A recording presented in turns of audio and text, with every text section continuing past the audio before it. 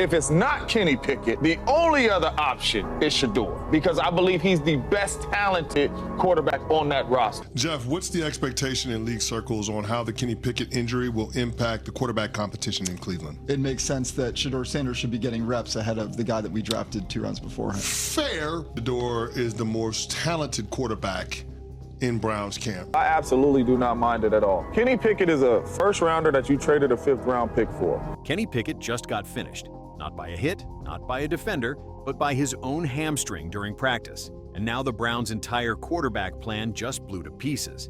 And while everyone was staring at the trainers, Shedeur Sanders stepped forward like the moment had been written for him. Now he's taking QB1 reps, the haters are losing their minds, and Cleveland may have just stumbled into the biggest blessing they never asked for.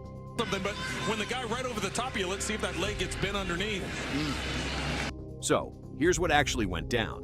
Kenny Pickett rolled out like it was just another routine drill, planted his foot, and boom, he hit the turf. And this wasn't one of those he'll shake it off in a minute situations. One bad step, and it was game over.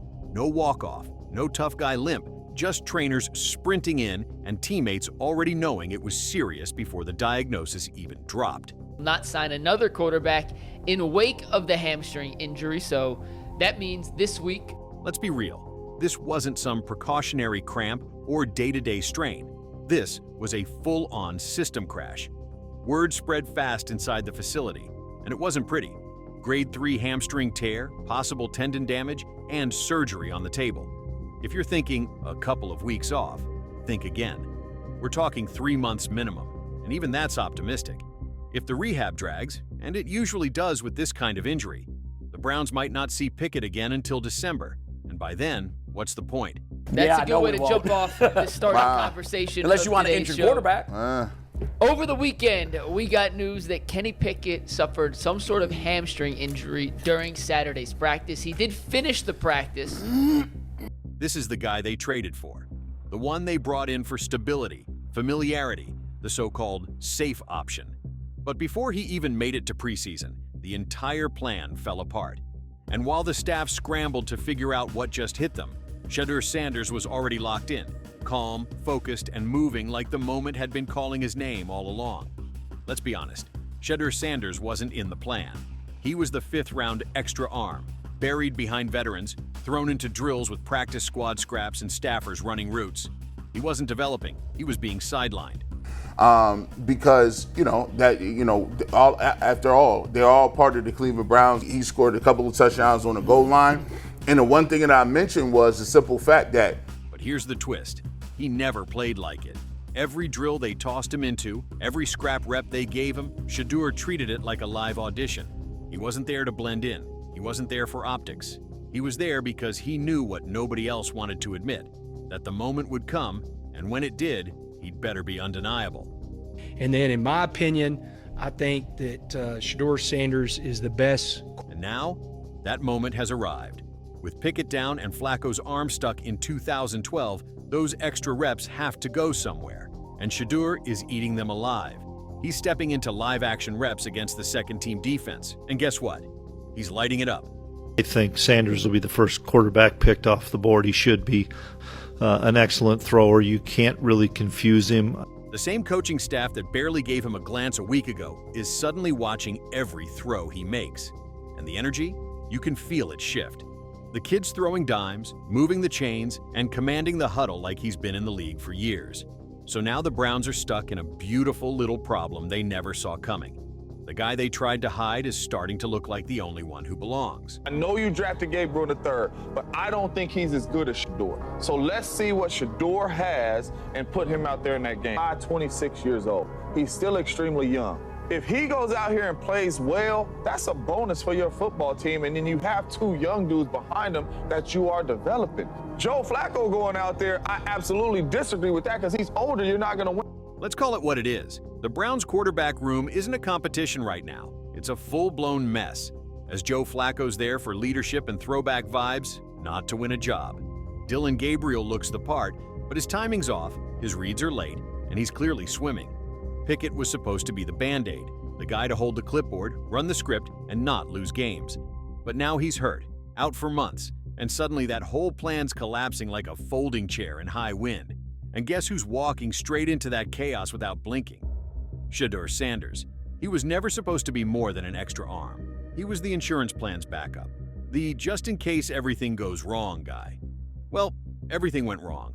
And now, the rookie they didn't want to spotlight is running circles around the ones they did. We have a great feel for this young man. He's a very, very hard worker. He has fun when he's in the building. I'm enjoying watching him progress with every single meeting, with every single rep. He's doing a great job. And trust me, it's making people nervous. Coaches are watching, players are talking. The guy they labeled a camp body is showing more control, more confidence, and more edge than anyone expected. And now, there's no hiding it. Ever wonder why the most talented guy in camp isn't the one getting the spotlight? That's exactly why you need to like this video, drop a QB1 in the comments, and hit subscribe.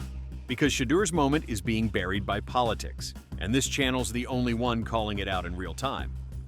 And what you're seeing on the field is one thing. What's happening behind the curtain? That's where the real drama is. Because here's the part no one wants to say out loud. This isn't just about quarterback reps. It's about control. Andrew Berry traded for Kenny Picket. That was his move, his reputation, his insurance plan. And now that plan is limping around the facility while Shedeur Sanders, the rookie Berry didn't even want, is lighting up camp. You think the GM's thrilled? Not a chance. Every good throw Shedeur makes chips away at Berry's authority. So Jimmy Haslam, there's a lot of speculation. He wanted Shedeur Sanders. The staff drafted Dillon Gabriel. And here's the kicker. Jimmy Haslam wanted Shedeur, not just as a flashy name, but as a future franchise face. And now the kid is delivering. He's poised, he's sharp, and he's winning the room. So now Stefanski's stuck in the middle, a GM protecting his trade, an owner backing the rookie, and a quarterback room that just flipped upside down. This isn't a competition, it's a turf war. And Shedeur? He didn't start the fight, but he's winning it. Thank you for Browns organization for giving me a chance. That's all I need. Yeah! Let's be real. They gave Shedeur a chance. The media labeled him before he ever threw a pass. He's just Prime's kid. It's a PR pick. He'll get cut by week 3. That was the narrative. They didn't scout him, they dismissed him. But then the clips started leaking. Lasers across the middle, perfect ball placement. Shedeur out there making NFL throws to guys who won't even make the practice squad. And just like that, the silence broke. Fans started asking the obvious. Why is the best arm in camp stuck on field 3? Why hasn't anyone said his name? Now those same analysts who laughed him off are backpedaling on live TV, pretending they didn't already write the kid off. But it was too late. The internet caught on, Cleveland was already paying attention, and now the conversation has flipped completely because Shedeur made himself impossible to ignore. I mean, let's be honest, you don't like him because he's flashy? Because he has a nice watch better than yours? I mean, he is a rich kid who's really earned it. And that's why people should actually be applauding Shedeur. Let's be real. Shedeur Sanders was never judged fairly. Because he's confident, flashy, and the son of Deion Sanders, they labeled him before he even stepped on the field. Meanwhile, other quarterbacks get excuses. Shedeur gets held to a different standard. But he's not playing their game. He's rewriting it. And now they're the ones trying to catch up. While the front office clings to its pride, the locker room's already moved on. They see exactly what's happening, and they're responding in real time. Shedeur's not just earning reps, he's earning respect.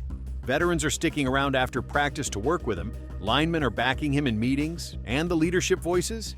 They're telling coaches to adjust protections to fit his game.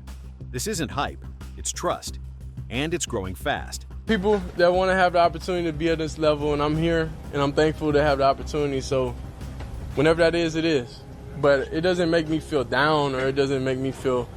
Let's be real, they won't admit it in front of the cameras, but behind the scenes, the coaching staff is already tearing up the script, and they're not doing it for Flacco, not for Gabriel, they're doing it for Shedeur. They're ditching the old conservative system built for Picket and building around Shedeur's quick release, mobility, and deep ball accuracy. This isn't about easing a rookie in. This is about giving him the keys and building something he can actually win with. And the defense? They've already figured it out. Camp got louder, practice got faster, and the QB they tried to hide is suddenly running the show. $250 million in rookie jersey sales for Shedeur Sanders, which means he's going to commission $14 million. He only... Let's not pretend this is just about football anymore. Shedeur Sanders is turning into a business move the Browns can't ignore. The second he started taking real reps, everything changed. Ticket sales ticked up, his jersey vanished from shelves, and the buzz around this team. In July, hit a level Cleveland hasn't felt in years. While the coaches juggle rotations and the GM protects his plan, the people upstairs are following the money. And right now, all of it is chasing Shedeur. This isn't just hype, it's momentum. Fans are showing up, buying in, and betting on a quarterback who actually looks like he can flip the script. And the owner? Jimmy Haslam saw this coming. He didn't want Shedeur because of the name. He wanted him because he's marketable, magnetic, and already making the Browns relevant in a way Picket never could.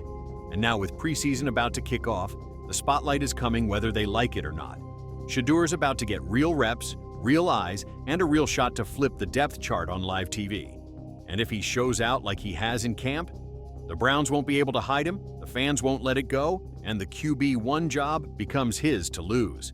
This isn't just a rookie moment, it's a takeover. And Shedeur Sanders? He's not waiting for permission, he's taking the throne.